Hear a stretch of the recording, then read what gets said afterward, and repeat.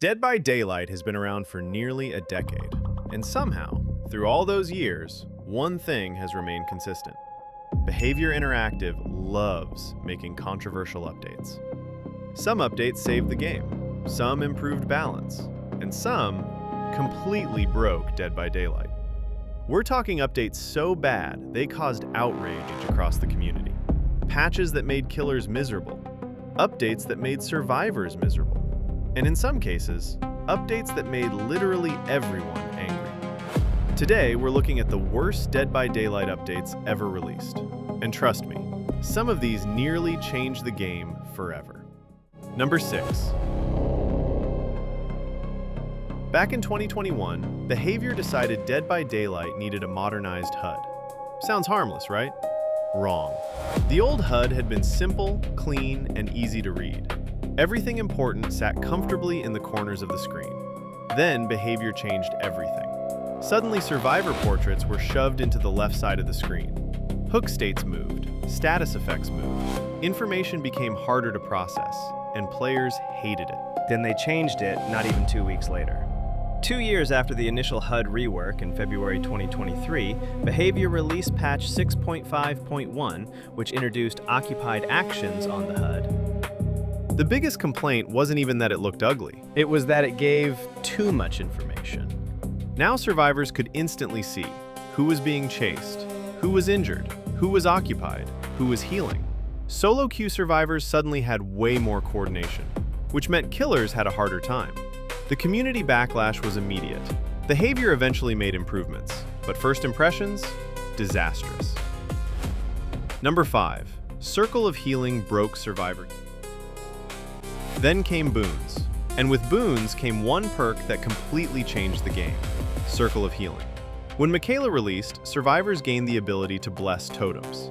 This created safe zones with incredibly powerful effects, and Circle of Healing? It was absurd. Survivors could heal themselves, fast, over and over again, without medkits. Imagine injuring 2 survivors as killer. Normally that creates pressure, but with Circle of Healing, that pressure vanished in seconds. You'd spend a full minute injuring people, only for them to reset instantly, again and again and again. Killers were forced to either commit to chases immediately or spend valuable time hunting boons.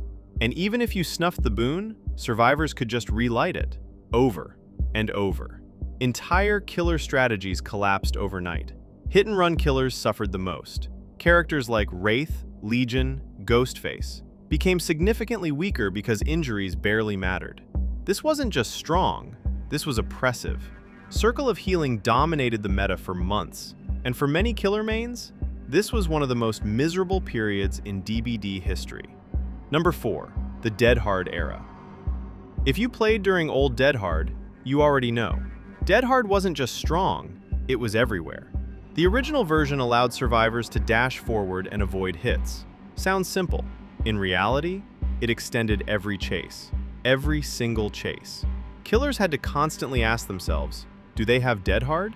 Because if they guessed wrong, the survivor got free distance, or reached a pallet, or reached a window, or escaped completely. And the worst part? Almost everyone ran it. Some matches had all 4 survivors using Dead Hard. That meant killers had to respect it 4 separate times. Every game, every chase, every hit. The perk became so dominant that it shaped the entire game. And that made the game exhausting. Eventually, Behavior reworked it. But the Dead Hard era remains one of the most frustrating metas DBD has ever seen. Number 3.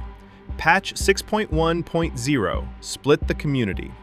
Then came one of the most controversial updates in Dead by Daylight history, Patch 6.1.0.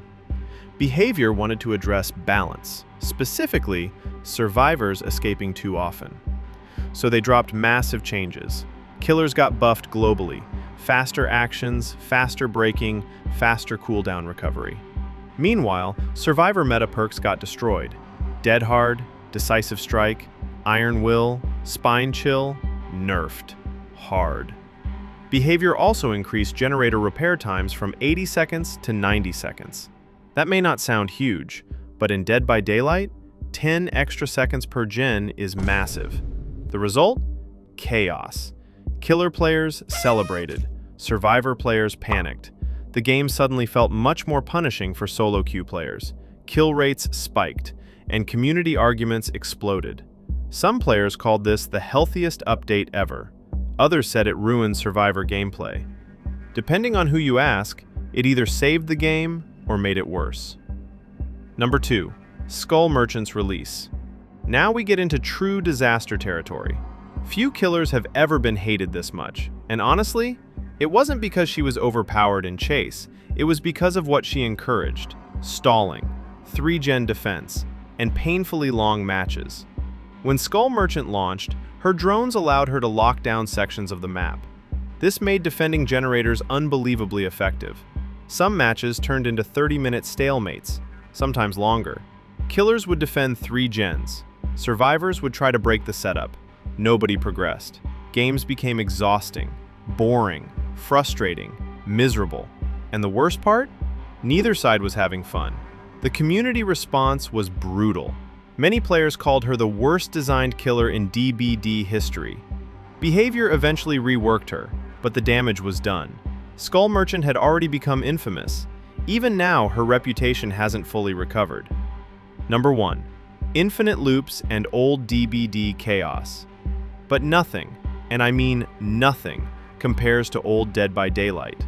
Veteran players remember: infinite loops, insane palettes, broken tiles, completely unbalanced maps.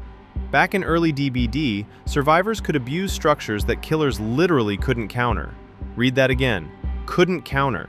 If a survivor reached certain loops with decent pathing, the killer couldn't catch them. At all. Your only option? Hope they messed up. That was it. Some maps were so survivor-sided it felt hopeless. Killers would spend minutes chasing one survivor, generators would fly, and the match would be over. Old DBD was wild, broken, messy, chaotic, but also weirdly iconic. The game has come a long way since then, and while today's DBD still has plenty of issues, nothing quite compares to the madness of early Dead by Daylight. Dead by Daylight has always been a game of extremes. When it's good, it's one of the most unique multiplayer horror games ever made. When it's bad, it creates some of the most frustrating experiences in gaming. And that's probably why people keep coming back. Because no matter how broken an update gets, Dead by Daylight always finds a way to pull everyone back in. But now I want to know, what do you think was the worst update in DBD history? Was it Circle of Healing, Old Dead Hard, Skull Merchant, or something even worse? Let me know in the comments. And if you survived all these terrible metas, you deserve respect.